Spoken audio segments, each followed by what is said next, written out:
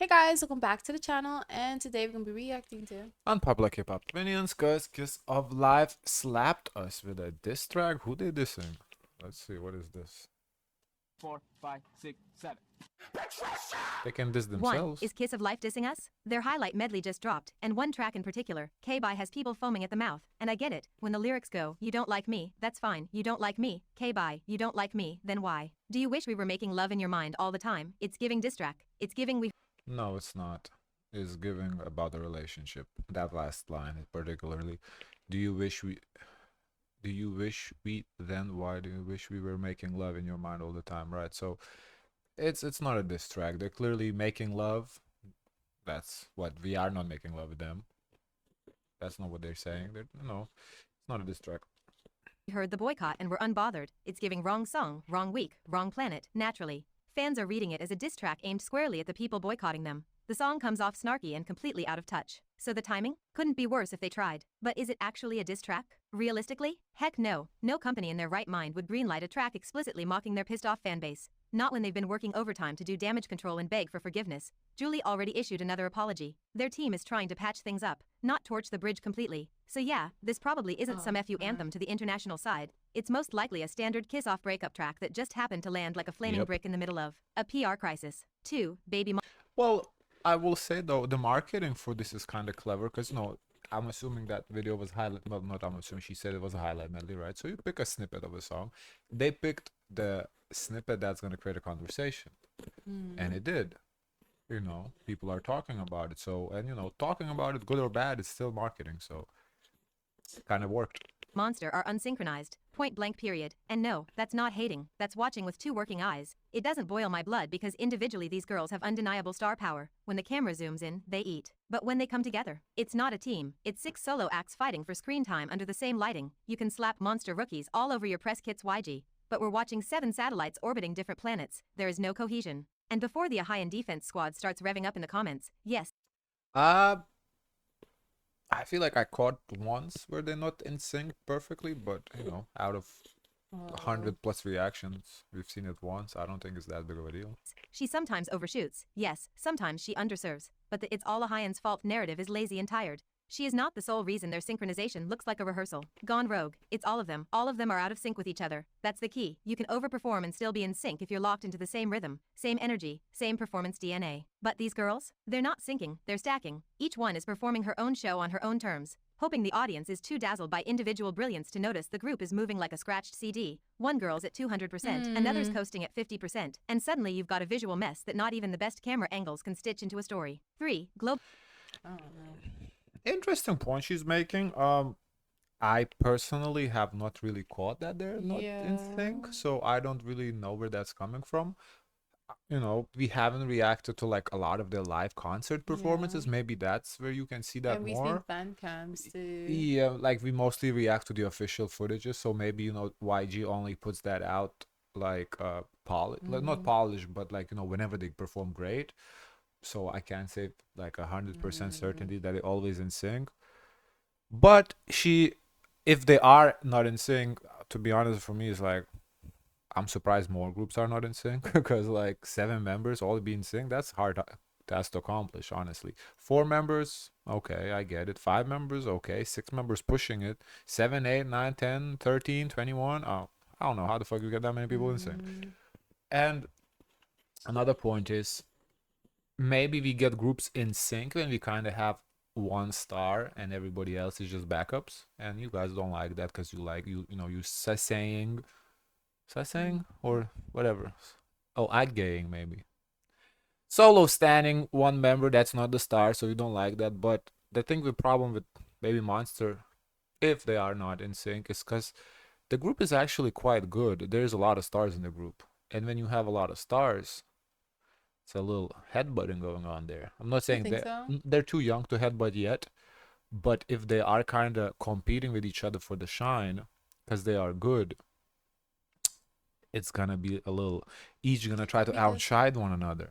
because what I feel like is if one person have like 20 seconds on a song, they're gonna make sure, oh, you gonna fill this 20 Right. seconds. So, but But sometimes you need your 20 seconds actually to be more softer to shine for another part. to give like dimension. Right. So, but when like there's such a good group, like members are solid. That No, sometimes Aeon is yelling.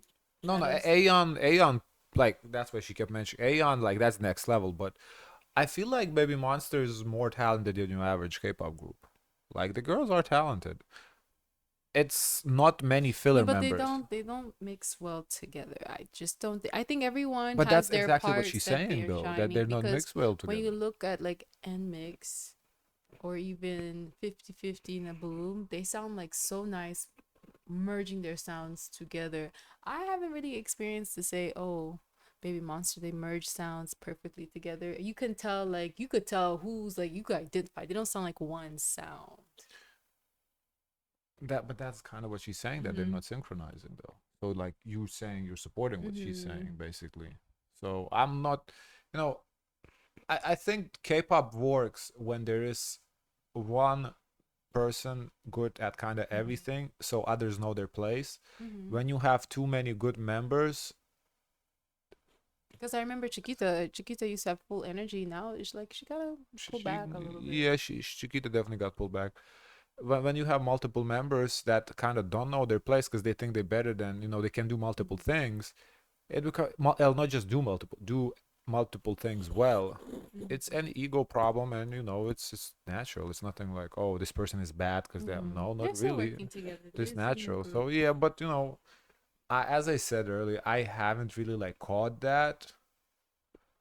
But again, I'm not like watching their every performance, so who knows? Global Group's fans have an identity crisis with the K-pop adjacent label. I Cat's Eye just know debuted that from when the Aeon part come in, I feel like the girls take out their earphones. Yeah, Aeon's, it hurts my ears. Yeah. a Korean survival show with K-pop producers under a K-pop company, using K-pop industry standards and promoting to K-pop fans alongside the West, music shows, variety shows, bubble messages, you name it. So please tell me what part of this is not K-pop? Because from where I'm sitting, She's kind of right. As much as I don't want to group Cat's Eye with K-pop, they do everything K-pop does. Like, I don't know why the fuck they're promoting here in Korea. They should be promoting in London, Paris. I don't know what the fuck Wait, they're I doing don't in Korea. understand. What's the criticism? Global group fans have an identity crisis K-pop adjacent label. So basically, I'm assuming we're talking about Cat's Eye because that's what we're seeing. They're promoting for Korea, like they're going doing Korea shows, variety shows. We react to them. They're doing in Korea. Okay. So What's wrong with that? okay, nothing wrong with that. But if you want to be global, I think you should try to push yourself away from Korea, not towards Korea. That's too soon. I think this a balancing act because they also promote themselves heavy in the West too. We see them Where? on brand like Teen Vogue. We see them go to those, what do you call it? Those interviews. They performed in LA. How many interviews they do here compared to Korea? They have done way more promo in I Korea think than it's just here. that's just the season because everyone is literally dropping in Korea in June. So So you should do that too because who is dropping in the West right now? It's still kind of early for the West to really drop. We haven't got any So- projects coming out yet. But exactly because nobody's dropping, they should be trying to capitalize on that. Not Maybe wait. that's Oh, not the let's wait season. until Ariana, Sabrina, and Charlie XCX decide to drop, and that week let's Cat's Eye I drop mean, something. I'm not part of their strategy team, but I do think, their training wheels is still on. And, they're, working off the bat of the loyal fan base that you can get from Korea. But then also they're capturing global markets where you see them, popular in Canada, popular in UK. They have potential collab with Mariah Carey. I feel like it's just trying to get the best of both worlds, and it's a balancing act. I don't think there's anything wrong, especially for a new group. Honestly, they have so much potential that I don't think this is like something that I'm worried about. Anyway, what I was saying is, as much as I don't want to consider them K-pop and kind of push them away, they are making it hard for me. Like at this point, I don't really have much of an argument to make they're not a K-pop group. They're not a K-pop group, Yeah, my so argument is they shrinking. are a K-pop I'm group. starting to consider them K-pop. My argument is I feel shrinking like by they're the day. global. Just because The you see only real- them in South Korea doesn't mean, oh, let's just box them. It's like saying to the Latin artist, oh, they're just like a Colombian artist when they go and promote in I mean, just if they're only Colombia. promoting Colombia, they are No, Colombian I don't artists. know. They perform at other events. I don't know why everyone's hyper fixated. I just feel like they're just looking for a reason to box the girls. And I'm once not again, looking for reason to box them. I want them to break out of the box, but they're they staying in the fucking have box. they are I'm charting not trying in to box them in. UK I've been and they're saying charting in they are London. global. They're They stop charting in making them with K-pop. Canada. Stop putting them with K-pop. Stop putting. They put themselves with K-pop. So okay, I keep saying that, I but I'm mean, seeing that I'm it's a wrong. collab group. I, It's American and Cape Hybe too. So it's like, of course. So why would they not try to benefit off of with their sister or brother label mates? That's an Because easy there is win. already Les Seraphim, all of them. Let them have that Korea market. Go do something that Les Seraphim Okay, but can't. I guess that's their strategy. We just got to see. real difference is that the members aren't Korean, and if that's the one hill you're willing to die on, congrats, you've just exposed how much your definition of K-pop hinges on race, not reality. K-pop is not a genre. It never was. It's a system, a machine, a well-oiled spectacle that grooms, trains, packages and sells youth in high definition. It's an industry. If you go through the K-pop pipeline, if you've been idol trained, choreo drilled and handed to fandom culture like a human Tamagotchi, you are a K-pop product. Period. Cry about it. Cat's Eye fans want it both ways. They want the prestige, the production, the fans, the exposure, the streaming numbers, the global K-pop act headlines. But the minute accountability or criticism enters the room, suddenly it's Cat's Eye isn't K-pop. Actually, they're a global group. Oh, really? So what are Funny the how that badge only comes out criticisms? when it's time Maybe with the Scooter Brown or something. I don't know. to duck backlash or sidestep conversations about industry exploitation, fan labor, or manufactured image. Where is this global group energy when the girls are being shipped off to M Countdown in 12 layers of H&M and hair dye? The same double standard disease infects every global K-pop adjacent group. XG stans want them in every K-pop lineup graphic when it's Coachella time or a Spotify editorial. But the moment people start talking about K-pop's obsession with Eurocentric aesthetics or how the industry commodifies Asian identity, suddenly they're J-pop or just international. Pick a struggle. These groups exist because K-pop is the blueprint. The only reason Cat's Eye even has a launch pad is because companies know well how loyal and organized K-pop fandom culture is. They're not building these localized groups out of love for diversity. They're building them because they know international fans will throw their rent money at anything that even smells like a comeback. We will stream a Subway commercial if it's labeled comeback teaser. I mean, Blinks were literally streaming a Samsung 30 seconds ad for Crying Out Loud. Cat's Eye, Vicha, and Team, Black Swan, Nazy U, XG, all of them are localized K-pop units. Being adjacent doesn't mean less than, it means built from a system, a structure, a fandom economy that your group is fully immersed in and surviving off of. 4. Stop treating misogyny like it's a human shield you can hide your faves behind every time they set their own careers on fire. It's not a get out of consequences card. Yes, misogyny exists. It's woven into the walls of every industry on this planet. South Korea is no exception. Women in K-pop absolutely endure a level of scrutiny, sexualization, and dehumanization that male idols rarely taste. But here's the thing you conveniently leave out while foaming at the mouth on Twitter. Not every call out is misogyny. Sometimes your fave just did something stupid. Sometimes she just hit post when she should have hit draft. Sometimes she wore a crime on her body and called it high fashion. Sometimes she lip-synced through a live stage like she was bored at a dentist appointment. And sometimes she might have even Once again, we need context. I have no idea who I we're think talking about. maybe Karina. You think Karina? Somebody said, "Oh, talk about Karina is misogynistic." Because maybe That's I don't know. ridiculous. How is that misogynistic? That's who I can think of right now who's been in the media heavy and getting a lot of 'Cause all backlash. we're talking about is the color, the number, and the emoji. We're not talking about her gender at all. I guess when it comes to like male K-pop artists, if their scandal is like much more harsher than just wearing an outfit, they are not dragged Well, to the generally extent. speaking, male scandals are harsher because male scandals is usually like crimes. Mm-hmm. Like girl scandals is, But do yeah, you it's think we a little move silly. on? Do you think we move on faster, or do you think for the ladies they're like they hank over this one topic and beat it down to the ground? I don't know, when NCT Teal was around, they kind of beat it down for that, good. I mean, now it's disappeared. I'm waiting for updates, but back when it was happening in the fall, we beat it down. So that's one that, uh, G Dragon's Ubermensch, we kind of talked about it, but But I feel like they pissed through that we fast. passed through that because he ignored it. Yeah. So like first of all, I'm not the one to beat the dead horse because I don't even like that Ubermensch thing. I'm not too familiar with it. So what can I really say? It should be like, the people that are affected by it coming forward. But I guess there isn't that many K-pop fan base to talk about it, so we kind of let it go. I Yeah, just I think don't you know. could always cherry pick and find an example, but I think overall there's just a little bit of drama is gonna give you backlash, and that's just as bad. Done something morally repulsive, like aligned herself with a political party that tried to bulldoze a democracy at midnight. So it is And guess Karina. what? When that happens, people are allowed to say something. That's not misogyny, that's accountability. Cry harder. But oh no, here come the Stan Brigade. I can also see the point where, oh, she's just a girl. Let's not be harsh. Okay, on let's see her age. That's not the point I'm making. Oh, what's the point point is you're making? she's just a girl. Like, But if I she's feel like 25, she's not just a girl but anymore. people naturally what they do, they infantilize the person, because they can be an adult in one moment, but then a child another moment. So I just think that, people say, oh, we're being so hard on her. She didn't know what she was wearing. It was just an outfit. Kind of give her an out. The same that they do with Blackpink, because when Blackpink do things, oh, it's a girl group. They're That's pretty. 30-year-old women. Yeah, if they're pretty, they're a girl group, but sometimes the guys can feel like. So you're saying pretty drag. privilege? Yeah, which is part of being a girl.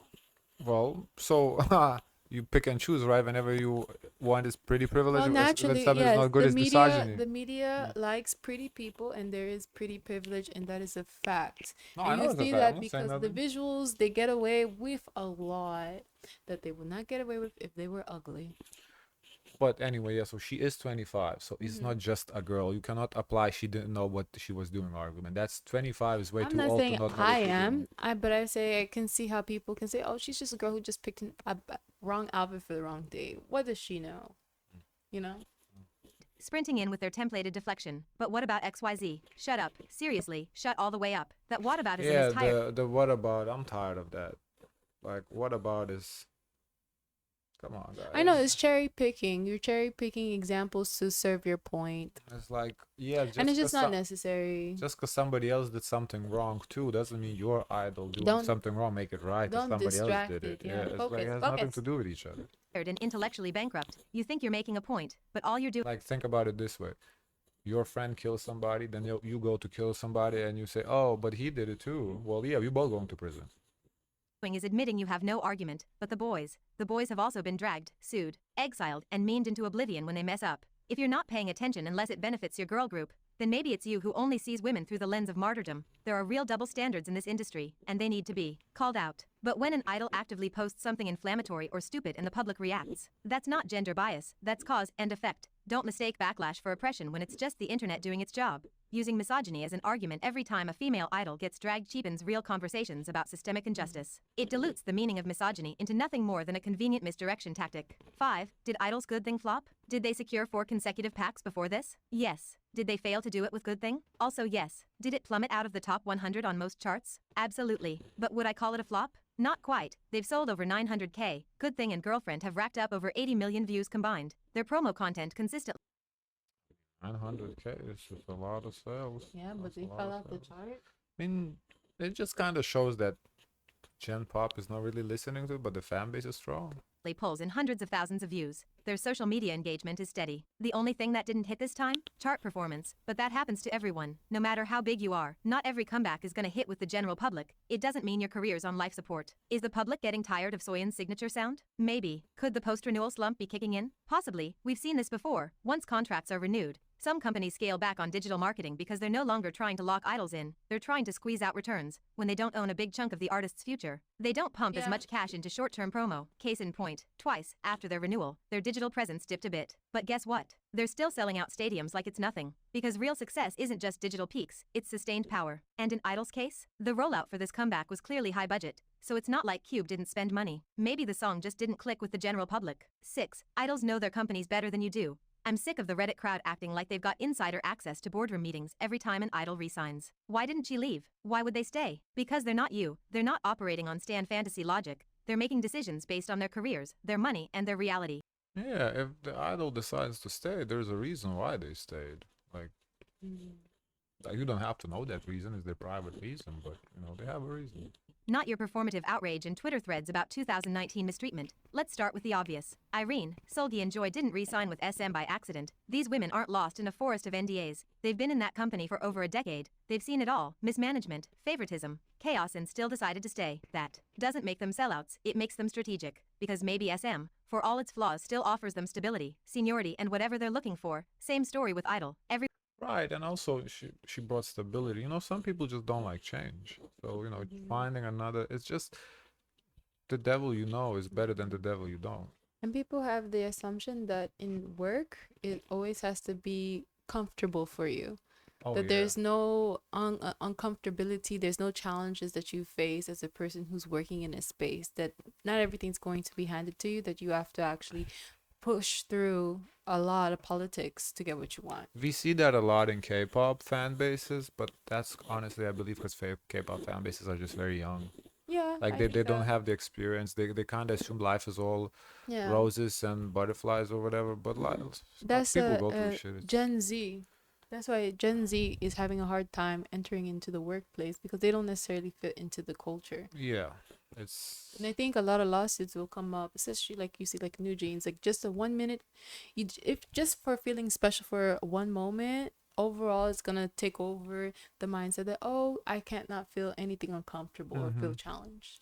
Everyone was foaming at the mouth, convinced they'd flee Cube the second the contracts expired. They didn't. All 5 resigned. Why? Because they have power. No. W. Because Soyeon basically runs Cube's creative department at this point. Because starting over isn't always smart. And maybe, just maybe, they negotiated deals you'll never hear about because you're too busy crying about line distributions. These people are in the system. We're not. We see public scandals. We see internal support, staff loyalty, maybe even actual plans for their future. But we don't get to call someone a fool from the outside looking in. The entitlement is unreal. We act like we care about these idols' well-being, but the second they make a choice that doesn't fit our personal revenge fantasy against a company, suddenly we've brainwashed puppets. Maybe the real problem is that their choices remind us that we don't have control. And we hate that. Contract renewals aren't fan service, they're business. If an idol stays, it's because something in that deal made it worth it. If they leave, same thing. GOT7 walked, BTS stayed, twice re-signed as a full group, Stray Kids too. No meltdown, no pity party. Just decisions made by people who actually know what goes on behind the scenes. 7. Is Hybe expanding in India? Nothing has been officially confirmed yet, but it was reported that damn. Didn't they just open Hype China? So they're open. They might bite off more than they can chew all at once. Hybe is eyeing the opening of a new office in Mumbai, India, making it the first Korean entertainment company to do so. And I'm not mad at it. With 1.4 billion people, India is a sleeping giant when it comes to music markets. This rumored Mumbai headquarters could mean Then that's gonna cater all the, the drama of people not having their favorites come to India, because that was a complaint. Yeah, definitely a big market. Will K-pop be popular? I don't know, cause I think it was Black Swan that we reacted, and I think Black Swan has an Indian member or one of the groups. I don't remember exactly. And we were saying, oh, that's gonna be big. K-pop in India. Ooh, but people were saying that they don't really like this type of music in India. So they said like this is gonna be more for Korean market. Like in India, that's not really the vibe. So it doesn't hurt to try, but I don't know if you're just gonna manage to change people's like preferences of music. Is like just because you open up try to target that market, people still, if the sound is different, unless they might do Indian music, just because they're hyped doesn't mean they can't do Indian music. I mean, you're a music label, you can do any music you want, so that would be different. better album distribution, faster merch pipelines, and maybe even new acts if Hybe play their cards right. The Indian music industry is fragmented, underleveraged, and mostly swallowed whole by the Bollywood industrial complex. If it's not a movie soundtrack, the average listener probably hasn't heard it. Yes, a few independent artists are breaking through, but the infrastructure to support non-film music is still in its infancy. But hey, India and K-pop share a weirdly specific trait. Both are obsessed with playback performance, so lip syncing could be a starting point. LOL. Really? India loves lip syncing? Is that what it is? Yeah. Never heard that, but okay. Guys, of course, let us know your thoughts. Don't forget to like, comment, and subscribe. Join the Discord. And as always, share as much kindness as possible.